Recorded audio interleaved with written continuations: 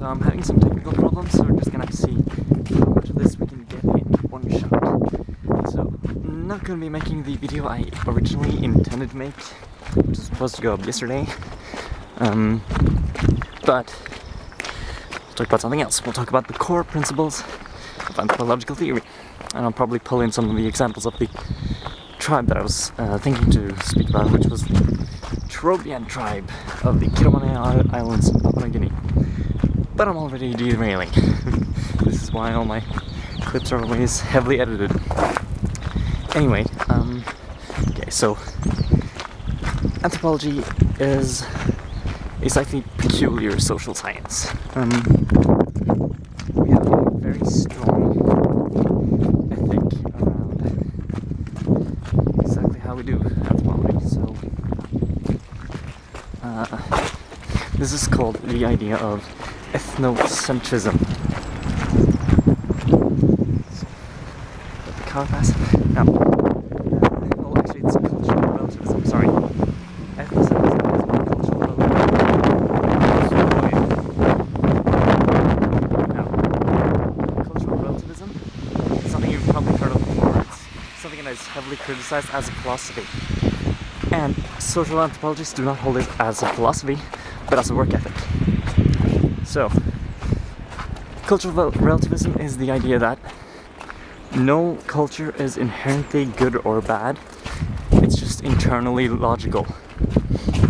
You cannot understand a culture from the outside, you cannot understand a culture on another culture's premises. Actually, I have a good example for that. In the Trobriands, where you have the exchange of yams. Now, yams,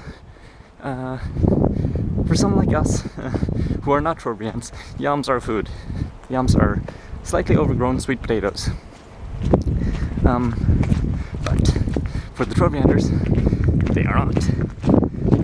The yams there represent wealth, power, political influence, pretty much anything. It's a very intricate system, and won't go into it. But anyways, cultural relativism seeks to avoid ethnocentrism. That's the kind of core aspect of it. And ethnocentrism is the idea, well, it's not an idea, it is the concept of my culture is better than yours because your culture isn't mine, essentially. And I know it sounds stupid, but you all have it, including me. I mean, everyone has, to a certain degree, ethnocentrism is just a byproduct of having a culture.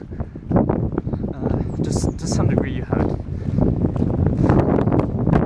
It's basically the idea that because people do things differently, they're inherently bad or inherently good.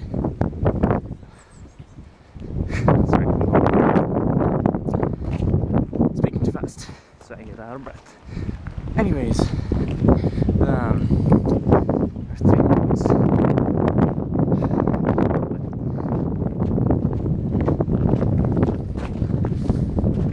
There was the third thing I was going to do. How was it? Okay, I can't remember. Yes,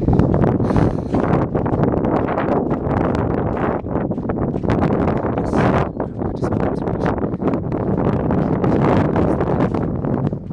Third tenet of social anthropological research, which is kind of a manifestation of our use of cultural relativism.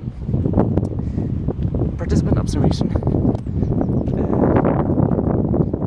It is just a way of studying a culture, which is, as far as I know, only practiced in anthropology. Which is when you go into a society and you just experience it with often no prior knowledge of it at all. And you try to integrate. You try to just observe and see what they're doing and integrate into the society. And this often takes a very, very long time. Which is why most anthropological papers are based on years and years and years of work. Just living in the culture and trying to understand them. Yeah. That's basically it.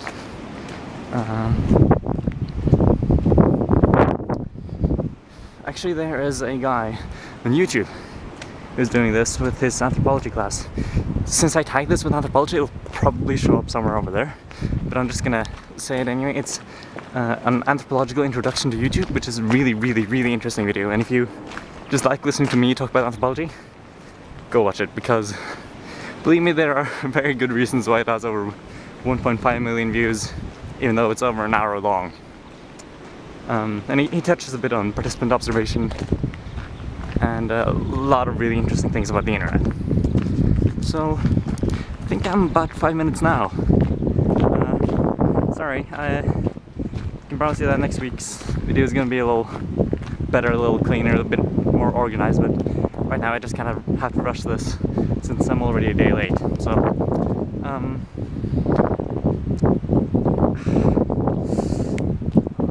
by now I can't remember what the other videos I've been talking about. Sorry.